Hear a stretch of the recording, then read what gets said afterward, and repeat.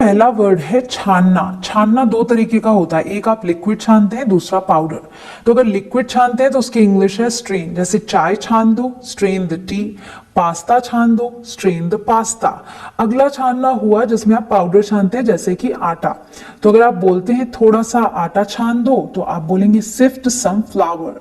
Shift some flour. American English में flour और British में इसी को फ्लावर बोलते हैं, सिफ्ट सम फ्लावर ब्रिटिश में।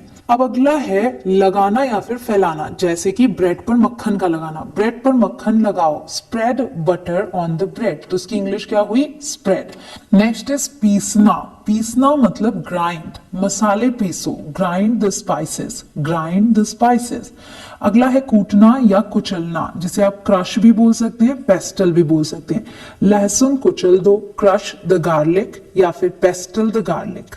जैसे इलायची कूटते हैं उसके लिए भी आप इसे यूज कर सकते हैं। अगला है छीलना।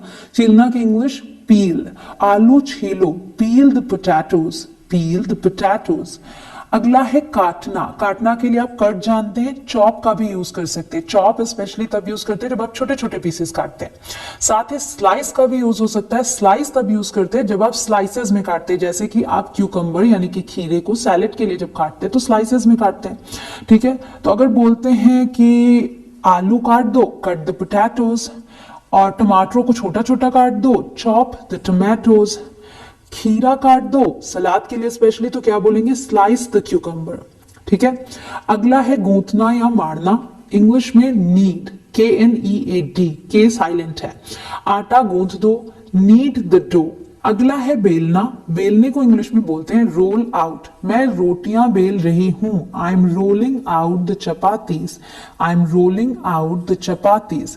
नेक्स्ट इज सेकना। सेकना को इंग्लिश में बोलते हैं बेक। मैं रोटियां सेक रही हूं, आई एम बेकिंग चपातीज। तो बेलना, रोल आउट, सेकना, बेक। अब याद रखिएगा यही यूज करना है आपको आगे से इंग्लिश में। फिर आता है पलटना। जब आप रोटी या पराठे को पलटते हैं उसकी इंग्लिश बोलिए फ्लिप। पराठे को पलट दो, flip the paratha, flip the paratha. अगला है उड़ेलना या फिर डालना। कोई चीज आप उड़ेलते हैं किसी दूसरे बर्तन से तो आप क्या बोलेंगे? पोर, POUR। पानी डालें तो भले ही डाल रहे हैं लेकिन उड़ेलते हुए डाल रहे हैं तो क्या बोलेंगे? Pour the water. अगला है घोलना। घोलना की इंग्लिश डिसॉल्व। गर्म पानी में 3 चम्मच पाउडर घोल दो। Dissolve 3 spoons of powder in warm water. अगला है मिलाना। इंग्लिश में बोलेंगे मिक्स। आटे में नमक मिला लो। अमेरिकन इंग्लिश में mix the salt into the flour, British में mix the salt into the flour. फेंटना। फेंटना की इंग्लिश है विस्क। अब आप फेंटते क्या है? जैसे दही को फेंट लो, whisk the curd, whisk the curd. या फिर आप अंडे फेंटते हैं, अंडे फेंट दो, whisk the eggs. Next is मथना। मथना को इंग्लिश में बोलते हैं चर्न। वह मक्खन बनाने के लिए क्रीम मथ रही थी। She was churning cream to make butter. अब आप समझ गए होंगे चर्न क्या होता है। Next is मसलना। मसलना की इंग्लिश मैश। जैसे कि आप उबले हुए आलू को मसलते हैं तो आप क्या बोलेंगे? उबले हुए आलूओं को मसल दो, mash the boiled potatoes, mash the boiled potatoes. Next is पिघलाना। पिघलाना की इंग्लिश मेल्ट। चॉकलेट को पिघला लो, melt the chocolate, melt the chocolate. अगला है चलाना। इसकी इंग्लिश है स्टर। स्पेलिंग है STIR। बोलते क्या है? स्टर। 1 चम्मच नमक डालकर चला दो, add 1 teaspoon of salt and stir. या फिर दूध को चला दो, स्टर द मिल्क। कद्दूकस करना या फिर घिसना। इसकी इंग्लिश है ग्रेट, GRATE। गाजर को कद्दूकस कर लो, grate the carrots, grate the carrots. अगला है निचोड़ना। निचोड़ना की इंग्लिश स्क्वीज। कद्दूकस की हुई मूली को निचोड़ लो, स्क्वीज द ग्रेटेड रेडिश। कद्दूकस की हुई मूली मतलब ग्रेटेड रेडिश। अगला है तलना। तलना की इंग्लिश फ्राई। सबसे पहले लहसुन तल लो, फिर अदरक डाल दो। First fry the garlic, then add the ginger. अब तलने में आता है कि आप डीप फ्राई करते हैं या फिर शैलो फ्राई करते हैं। अगर कुछ चीज गहरे तेल में तलते हैं तो आप बोलिए डीप फ्राई। अगर आप हल्के तेल में उसको तलते हैं तो आप बोलेंगे शैलो फ्राई। नेक्स्ट इज भूनना। भूनना को बोलते हैं रोस्ट। कुछ काजू भून लो, रोस्ट सम कैश्यूज, रोस्ट सम कैश्यूज। बैंगन भून दो, रोस्ट अ ब्रिंजल, रोस्ट और ब्रिंजल। तो भूनना स्पेसिफिकली हम यूज करते हैं जब हम डायरेक्ट आंच पर कोई चीज भूनते हैं या फिर बिना तेल के कोई चीज भूनते हैं। ठीक है, नेक्स्ट इज छिड़कना या बुरकना, इंग्लिश स्प्रिंकल।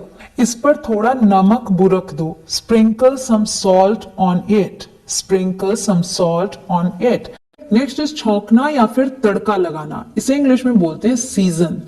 दाल को छौंक दो, season the pulse, season the pulse. Next is जमाना, जैसे दही जमाते हैं, इंग्लिश है सेट, दही जमा दो, set the curd. Next is उबालना, आप जानते हैं बॉयल बोलते हैं इसे। तो अगर आप दूध उबाल रहे हैं, बोलिए दूध उबाल दो, बॉयल द मिल्क। लेकिन अगर दूध उबलकर बहने लगे तो आप क्या बोलते हैं, बॉयल ओवर, दूध उफन कर बह रहा है, the milk is boiling over. अगला है डुबोना, तो जब आप कोई चीज किसी चीज में डुबोते हैं तो इंग्लिश यूज कीजिए डिप। जैसे आप बोलते हैं ब्रेड को दूध में डुबो दो, dip the bread in the milk, dip the bread in the milk. Next is बीनना, बीनना की इंग्लिश पिक ओवर। वह चावल बीन रही थी, she was picking over the rice, she was picking over the rice. Next is भिगोना, इसकी इंग्लिश है सोक, चावल भिगो दो, soak the rice, soak the rice. Next is ढकना, अब ढकना आप जानते हैं कि कवर यूज करते हैं। ठीक है, कढ़ाई को ढक दो, cover the pan. Next is सजाना, एट लास्ट आप क्या करते हैं, सजाते हैं। सजाने के लिए आप यूज कीजिए गार्निश, करी को धनिया पत्ती से सजा दो, गार्निश द करी with coriander leaves, garnish the करी विथ कोरिएंडर लीव्स।